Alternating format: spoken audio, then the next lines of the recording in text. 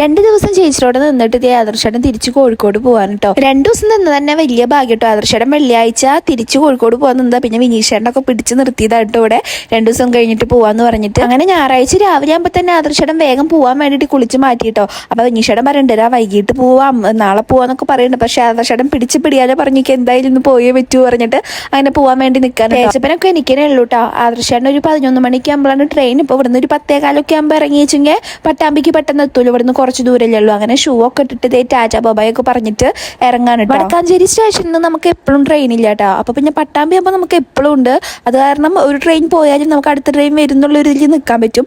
അത് കാരണം ആദർശേട്ടനെ maximum lag അടിപ്പിക്കാൻ എല്ലാവരും ശ്രമിക്കുന്നുണ്ട്. പക്ഷെ ആദർശേട്ടൻ കൂട്ടാക്കി ആദർശേട്ടൻ വേഗം പോകണമെന്നൊക്കെ ഞാൻ പറഞ്ഞിട്ട് ഒരു 10:30 ആകുമ്പോഴേക്കും ആദർശേട്ടൻ ഇവിടുന്ന് ഇറങ്ങിയിട്ടുണ്ടായിരുന്നു.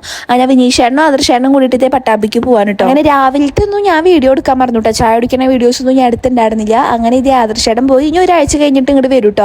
അത് കഴിഞ്ഞിട്ട് ഉച്ചയ്ക്ക് ആകുമ്പോൾ വിനീഷേട്ടന് നല്ലൊരു പണി കിട്ടി. ഇവർ ഫോട്ടോഷൂട്ടൊക്കെ കഴിഞ്ഞ് വരണ വഴിക്ക് ജസ്റ്റ് ഒന്ന് സ്കൂട്ടി കഴുകാൻ വേണ്ടിയിട്ട് ആ പൈപ്പ് തുറക്കാൻ ചേച്ചിയുടെ അടുത്ത് പറഞ്ഞതാ. പക്ഷെ പൈപ്പ് പൊട്ടി ആകെ സീരായി. വിനീഷേട്ടൻ തലങ്ങും ശ്രമിച്ചിട്ട് ആ പൈപ്പ് അങ്ങോട്ട് അടയ്ക്കാൻ പറ്റുന്നില്ല കേട്ടോ. കുറേ നേരം ഇതിൻ്റെ മുകളിൽ നിന്നു. ആകെ നനഞ്ഞ് കുളിച്ച് ഞാനും ചേച്ചിയും തേജപ്പനും എല്ലാവരും കൂടി ഉണ്ടായിരുന്നു. പക്ഷെ ഒന്നും നമുക്ക് ചെയ്യാൻ പറ്റില്ല. പിന്നെ എന്തോ ഭാഗ്യത്തിന് അപ്പുറത്തെ വീട്ടിലൊരു ചേട്ടൻ വന്നിട്ട് കല്ലൊക്കെ വെച്ച് എങ്ങനെയൊക്കെയോ അത് സെറ്റാക്കി തന്നു കേട്ടോ. ഇപ്പോഴും ആ കല്ലൊന്ന് തട്ടി ആ പൈപ്പ് പൊട്ടു കേട്ടോ. അപ്പം അങ്ങനെ അഡ്ജസ്റ്റ് ചെയ്ത് വെച്ചേക്കാണ്. അപ്പം നമ്മുടെ ഇന്നത്തെ വീഡിയോ ഇത്രയേ ഉള്ളൂ. ബൈ.